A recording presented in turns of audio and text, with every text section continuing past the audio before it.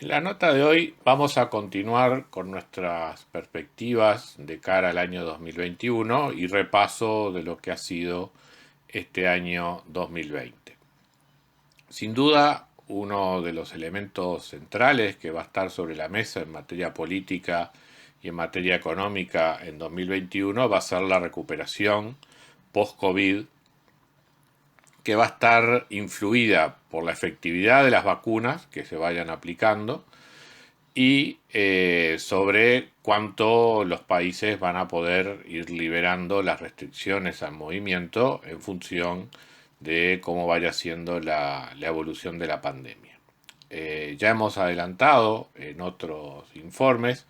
nuestra idea o nuestra perspectiva de que el único país importante del mundo con crecimiento positivo en 2020 es China y por lo tanto es el que está con mejores condiciones de recuperarse plenamente en materia de actividad económica a lo que eran los niveles prepandemia durante el año 2021 y de hecho va a ser justamente, esperamos que sea uno de los principales motores del crecimiento durante el año que empieza. En otras regiones, en los países desarrollados en general y en muchos mercados emergentes, lo que esperamos es una recuperación parcial durante el año 2021 y recién vamos a volver a ver niveles de actividad prepandemia ya bastante entrado el año 2022. De nuestro punto de vista, esto implica un desafío para los gobiernos en el sentido de que habrá que mantener muchas medidas de estímulo a la economía y sobre todo medidas para aliviar situaciones de pobreza, lo cual continuará generando presión en materia de finanzas públicas y sobre todo lo que tiene que ver a largo plazo con niveles de endeudamiento. Esta cuestión del endeudamiento va a estar sobre la mesa en discusiones, por ejemplo, en Europa, en la zona euro, donde en general se espera, y distintas proyecciones apuntan en el mismo sentido, a que la recuperación económica en lo que podríamos llamar países del norte, entre comillas, de Europa, llámese Alemania, Países Bajos, es dudosa la situación de Francia, pero que en líneas generales muestren una recuperación más rápida que lo que podríamos llamar países del sur, entre comillas, como Italia, España, Grecia, Portugal. Eh, si eso fuera así, si efectivamente la recuperación económica es despareja en Europa y sobre todo es más fuerte en los países que inicialmente tenían una situación fiscal más controlada, más allá del acuerdo que ha habido en días recientes respecto a no aplicar en 2021 las reglas fiscales de la Unión Europea, es posible que los países que vean su recuperación económica más rápida empiecen a insistir sobre ello a medida que avanza el año 2021 y de cara al año 2022. De hecho, ya ha habido algunas insinuaciones en cuanto a que la ayuda económica para los países debería estar acompañada de reformas estructurales que aseguren crecimiento a largo plazo. Esta situación, que de alguna manera ha calmado los ánimos en Europa y sobre todo eh, algunos,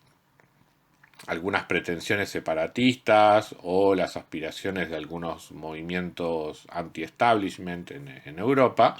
puede hacer renacer, digamos, estos grupos en la medida que vuelvan a aparecer rispideces respecto al manejo fiscal en Europa y cómo se atienden las diferencias en materia de crecimiento.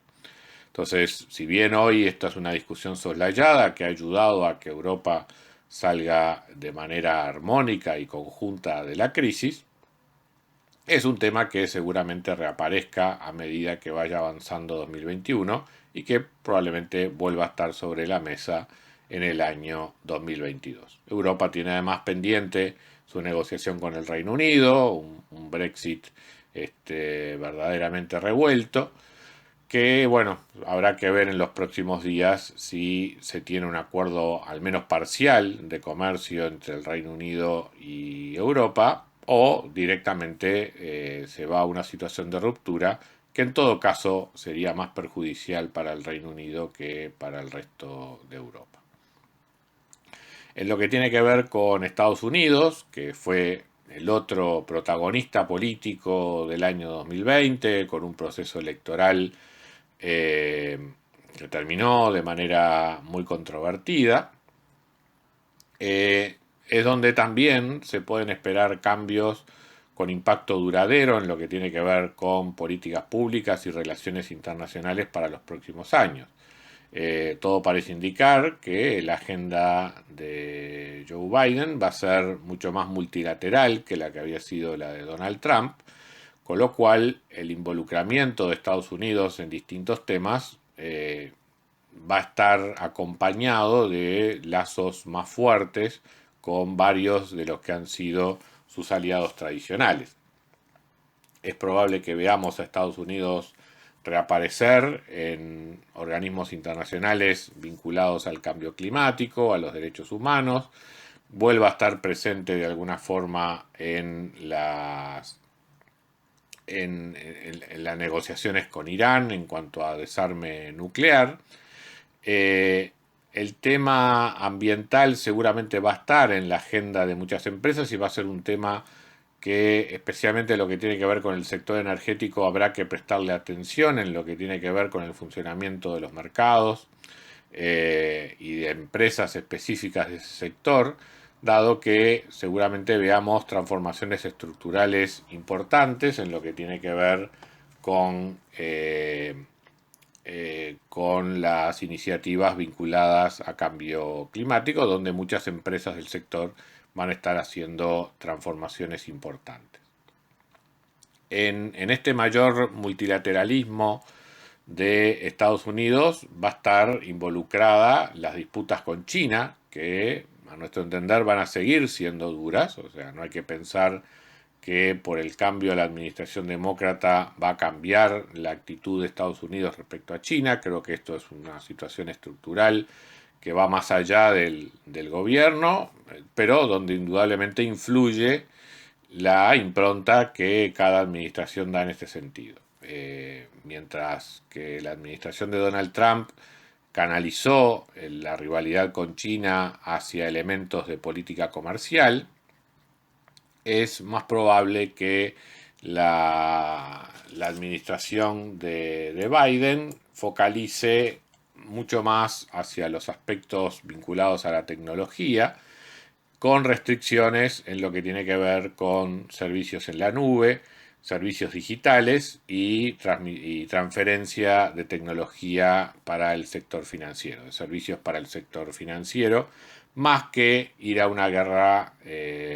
comercial o a una guerra tecnológica en términos de inteligencia artificial, semiconductores o adopción de tecnología 5G, que fue un poco la tónica que venía mostrando la administración de Donald Trump.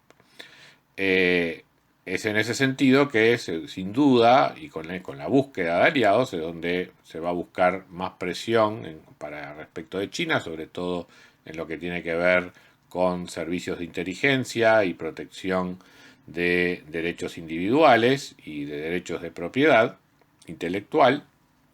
y donde China deberá adaptarse a esta nueva situación, seguramente además pensando en mantener su liderazgo en el sudeste asiático y sobre todo mantener una actitud negociadora frente al resto del mundo en momentos donde para China va a haber eventos políticos significativos. En 2021 se van a celebrar los 100 años del Partido Comunista Chino y en 2022 van a celebrarse los Juegos Olímpicos de Invierno de Pekín. Entonces son dos eventos internacionales, sobre todo el segundo, en el cual seguramente China va a querer dar una imagen de armonía y de buenas relaciones con el mundo en general, mientras que la celebración del aniversario del Partido Comunista va también a significar una situación de búsqueda de respaldo interno a las políticas que sigue el actual gobierno.